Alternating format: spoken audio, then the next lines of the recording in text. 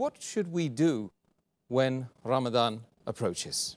The first thing we should do is we should thank Allah subhanahu wa ta'ala for making us witness this blessed month of Ramadan once again. And we have to thank Him for His mercy, and we have to ask forgiveness in this month so that all our previous sins will be forgiven. And we have to thank Him for all the ni'amat He has given us, all the blessings, all the love. This is the best month.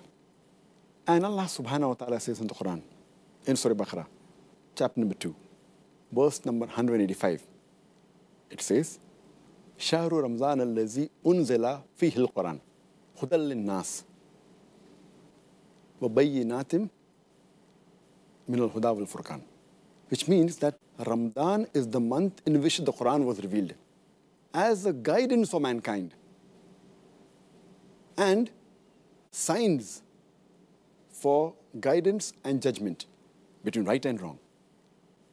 And Allah further says in the Quran, in Surah Baqarah, chapter number 2, verse number 183, Allah says, Ya ayyuhal lazina amanu, O you who believe, kutiba alaykum as-siyam, kama kutiba alal lazina min qablikum, la'allakum tattaqun.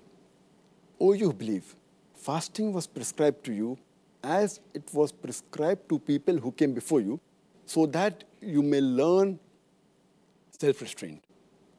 The word used here is tattaqun, similar to taqwa, so that you learn God consciousness, so that you learn piety, so that you learn righteousness. So this is the month in which a person can become more righteous. This is the time when our taqwa can be the highest.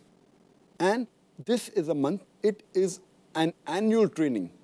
It is a sort of an overhauling of the body. How we have that every machinery requires some sort of servicing, maybe every 3 months, maybe every year.